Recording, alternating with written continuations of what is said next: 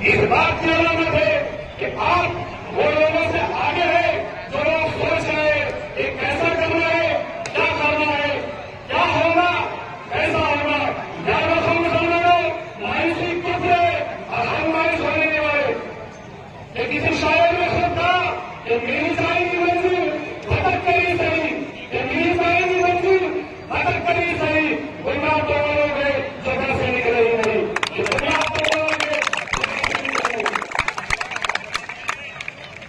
आपने देखा 14 जुलाई 2024 को इस तरीके से महाराष्ट्र में 6 दिसंबर 1992 को बनाया था।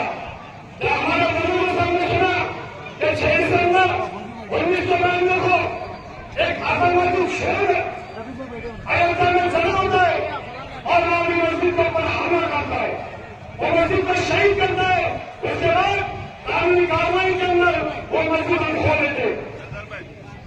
अगर 24 करना 6 दिसंबर के लिए था, यह नहीं था कि मस्जिद पर हमला किया गया, कुरान शरीफ कराया गया, मस्जिद की बेहरमती की, ये नाकाबिल बर्दाश्त है, हम उसको नहीं बर्दाश्त करेंगे। और इन मोहम्मद की शहीदियों को, फातिमा की कलीजों को खेतों में भगाया गया, उनके ऊपर तलवार से हमला किया गया, उनकी इज्जत लूटी गई।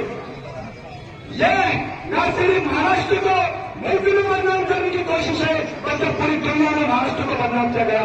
जो महाराष्ट्र की पहचान डॉक्टर बाबा साहेब अम्बेडकर से थी, जो महाराष्ट्र की पहचान महात्मा फुले से थी, जो महाराष्ट्र की पहचान छत्रपति शिवाजी से थी, वो महाराष्ट्र को न सिर्फ महाराष्ट्र ने बल्कि भारत ने और पूरी दुनिया ने बदनाम किया गया।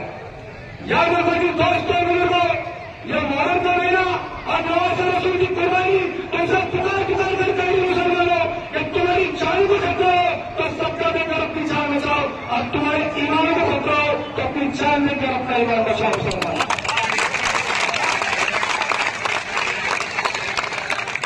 अरे मुसलमानों, जब फलस्तीन जब गाजा के मासूम बच्चे वो तुमसे पुकार कर करे, अरे मुसलमानों हमारा ईमान मुकम्मल, हमारा कैफियत मुकम्मल और हम मुकम्मल, तो हम मस्जिद अक्सा के लिए हमारी जान कुर्बान, हमारा खानदान कुर्बान, हमारा सब कुछ कुर्बान। क्या भारत का मुसलमान तमाशा बना देख रहेगा? क्या महाराष्ट्र का मुसलमान महाराष्ट्र को छुट्टी बनता दिखेगा, बिहार बनता दिखेगा? नहीं है दोस्तों बुजुर्गों, हम हारी से हारे नहीं देंगे। आइए हिंदुत्व हुकूमत, मायावती की सरकार, चाहे वो एकनाथ शिंदे हो, पुलिस वाले क्या करें, अच्छी तरीके से वीडियो निकालो,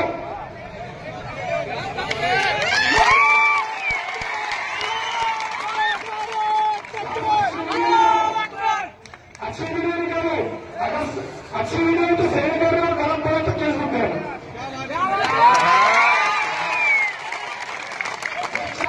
हिंदुत्व की सरकार का एकनाथ शिंदे हो या फिर हुकूमत में बदलना शुरू या फिर तंदुरिया फैमिली हो, हम इनसे करना चाहते हैं।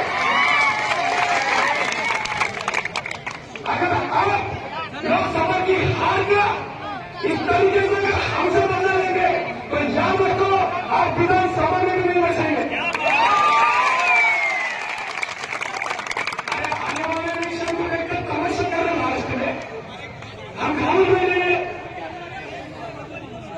हम खामोश बैठने वाले नहीं ऐसे दोस्तों बोलो। याद रखो हम उसमें के लोग नहीं कि कोई एक मारे तो हम दूसरा देते, कोई एक मारे तो उससे जाना खींचने वाला नहीं थे हम लोग। आज आमदार साहब की जानिब से यहाँ पर मौजूद तमाम लोगों का मैं शुक्रिया अदा करता हूँ, और हजरत अली रज़ियल्लाहु अन्हु फरमाते हैं कि जो कौम जुल्म के खिलाफ आवाज नहीं उठाती वो कौम लाशें उठाती है। तो लाशें उठाने से पहले मुसलमानों जरूरी तरीके से आवाज उठाइए।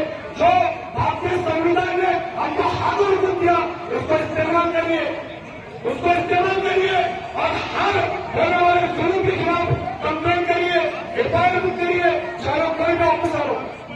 और हम गोरखपुर के प्रशासन को, वो एसपी को और कलेक्टर को बयान देना चाहते कि तुम्हारे अम्मा की शादी में नहीं दिखे हो,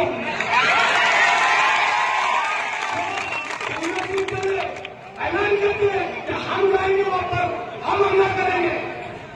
उसके बावजूद तुमने वहां को जाने दिया, हमला करने दिया, तो क्या शादी में बारात नहीं होने थे?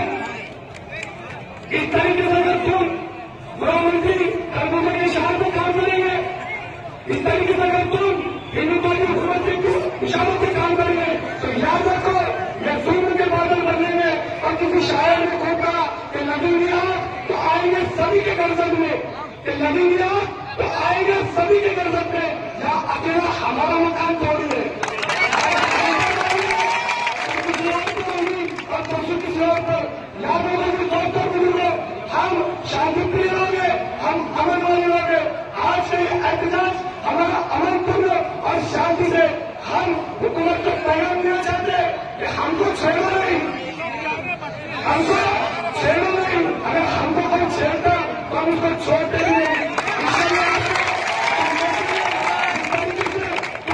लोग समझ नहीं बचे, आने वाले विधानसभा में भी नहीं बचेंगे। तुम कितना भी लोग तमाशा करो। आज मुल्क में हिंदू मुसलमानों में दरार डालने की कोशिश की जा रही है, गंगा की तहजीब को खत्म करने की कोशिश की जा रही है और मुल्क को बदलाव करने की कोशिश की जा रही है। अगर इस तरीके से मुल्क में सियासत चलेगी तो फिर उन्हें कहा जाएगा कि यही सबका साथ सबका विकास है, कि यही मोहब्बत की दुकान है।